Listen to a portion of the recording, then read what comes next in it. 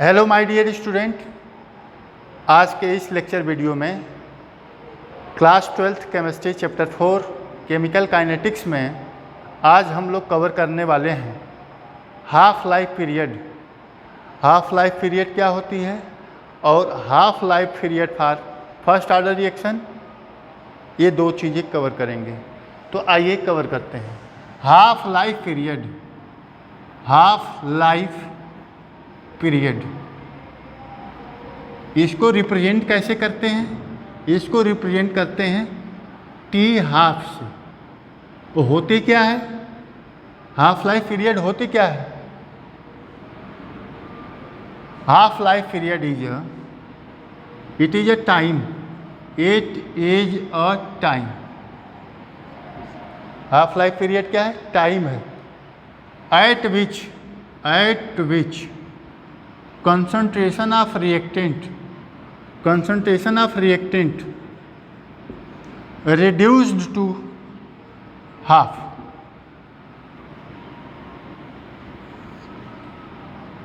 मतलब वह टाइम जिस पे रिएक्टेंट का कंसंट्रेशन घट करके रिड्यूस हो करके हाफ बचेगा, उसी टाइम को क्या नाम दे देंगे?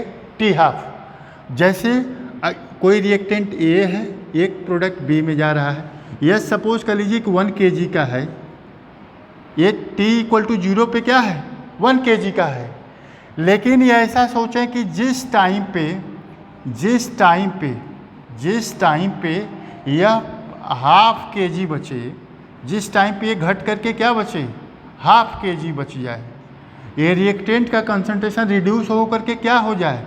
टी हाफ हो जाए। तो उसी टाइम को ही हम लोग क्या नाम देते हैं? उसी टाइम को हम लोग टी हाफ कहेंगे। समझ गए? उसी टाइम को क्या कहेंगे? T half. तो आपको समझ में आ गया होगा हाफ लाइफ पीरियड होती क्या है। अब आइए देखते हैं कि half life period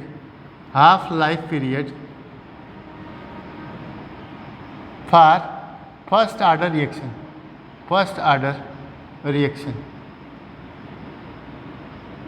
half life period for first order reaction. तो फर्स्ट ऑर्डर रिएक्शन का सबसे पहले आप जानिए कि इंटीग्रेटेड फॉर्म क्या आया था। According to integrated form of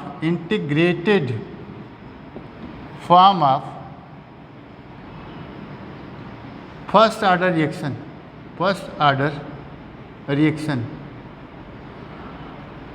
reaction में इंटीग्रेटेड फॉर्म क्या आया था?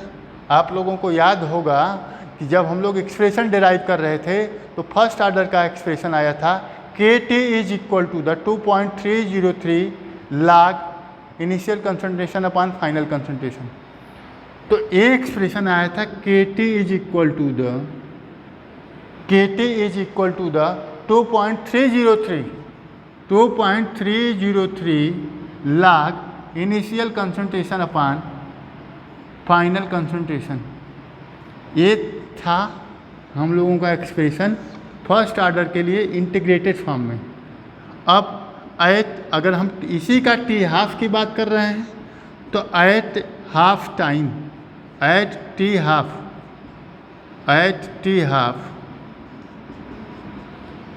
टी हाफ पे जो रिएक्टेंट का फाइनल कंसंट्रेशन होगा, रिएक्टेंट का फाइनल कंसंट्रेशन, ये फाइनल कंसंट्रेशन है और ये क्या है? Initial concentration. तो फाइनल कंसंट्रेशन कितना होगा? इनिशियल कंसंट्रेशन का हाफ होगा। It is equal to the final concentration is equal to the half of the initial concentration. तो इस वैल्यू को इसमें पुटअप कर दीजिए तो हो जाएगा KT is equal to the 2.303 log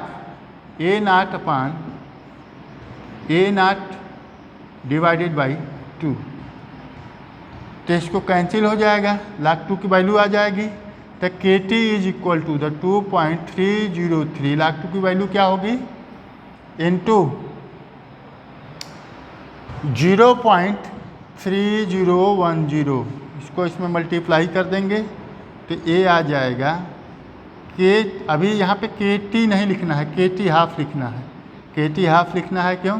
क्योंकि यहाँ पे टी हाफ की बात कर रहे हैं।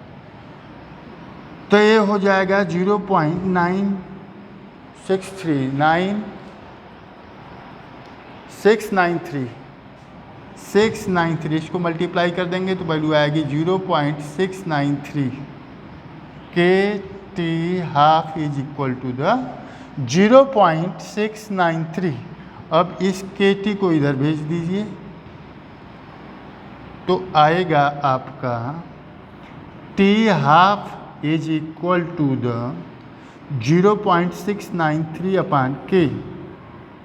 यही हाफ लाइफ पीरियड है फर्स्ट ऑर्डर रिएक्शन का।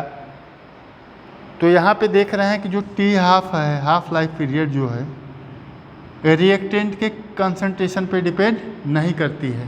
तो यहाँ पे नोट लिख लेंगे कि half life period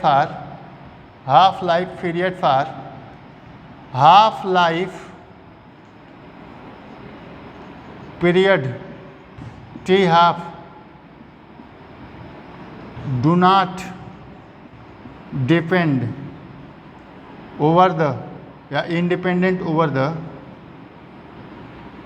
concentration of reactant। इतना क्लियर हो गया होगा स्टूडेंट। टी हाफ में that is half life period first order reaction में रिएक्टेंट के कंसंट्रेशन पे डिपेंड नहीं करती है। तो आपको ये समझ में आ गया होगा।